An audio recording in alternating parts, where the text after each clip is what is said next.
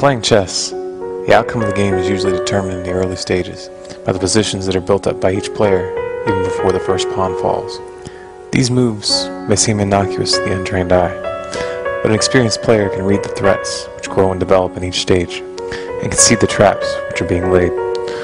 Right now, the nations of the world are organizing and positioning themselves financially, diplomatically, and militarily for a struggle which will alter the global power structure irrevocably. It would be impossible to understand the economic collapse which is slowly unfolding and the great war which will almost certainly follow without taking into account the stakes of this global chess game. The true root of power in the modern world lies in the creation and control of money. In the United States, as in most countries, the power to coin money has fallen into the hands of a handful of powerful banking cartels. Given enough time, financial power always translates into political power. This concept can be summed up by the infamous words of Mayor Rothschild, as he said, "Give me control of a nation's money supply, and I care not who makes its laws." The current dollar-dominated monetary structure is nearing the end of its lifespan, and the powers that be have known this for some time now. When the dollar falls, a replacement world reserve currency will be presented. Already there is open talk of using IMF special drawing rights for this purpose. However, there are several key countries, particularly China and Russia, who will not accept Western control of any such replacement. This will be the true cause of World War III. There will be other justifications given, or even apparent attacks on our own soil. There will be the usual talk of fighting terrorism, spreading freedom, and liberating the people of this country or that. But don't be fooled. What's really at stake is the control over the world's monetary system and the global political power which will grow out of it. This is not a subject I enjoy thinking about, because as a father, I feel the implications of what I'm presenting here deep in my gut. I can understand why many might not want to look at what I'm about to say, and why they might resort to calling me a fearmonger. But consider this. If someone sees a hurricane approaching and does not tell you about it, are they really helping you? I want you to look at this, because how you react to these events will shape the future for generations to come. What's at stake is more than your life, more than your children's life. What's at stake is, in fact, an entire era of human history.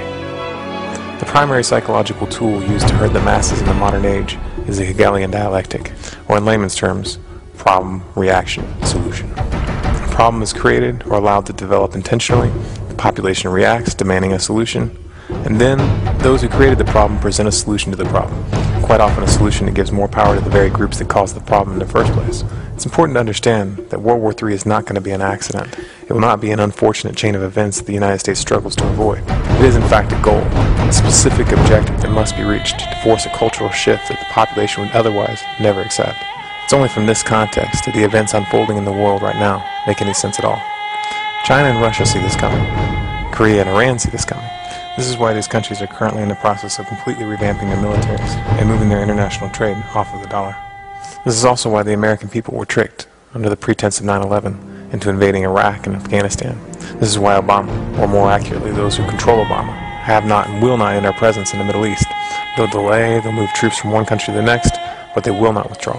Because in times of war, resources are taken by the barrel of the gun, and it is the control of key resources, such as oil, which ultimately determine the outcome of most wars.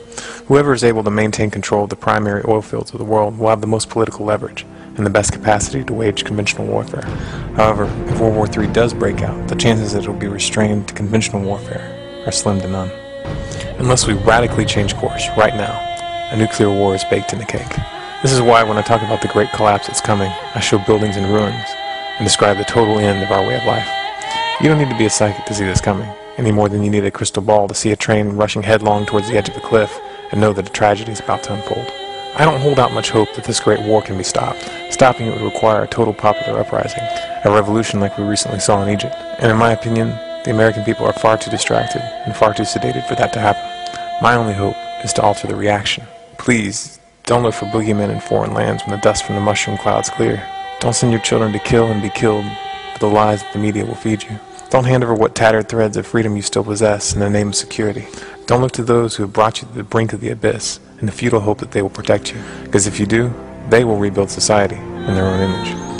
In the face of the dark times that are coming, we will have a tiny window of opportunity, a razor's edge path that leads to something different. We have a chance to look at the mistakes of history and choose not to repeat them. But what you need to understand is that a positive outcome is not guaranteed, and how those events unfold will depend on what we do right now.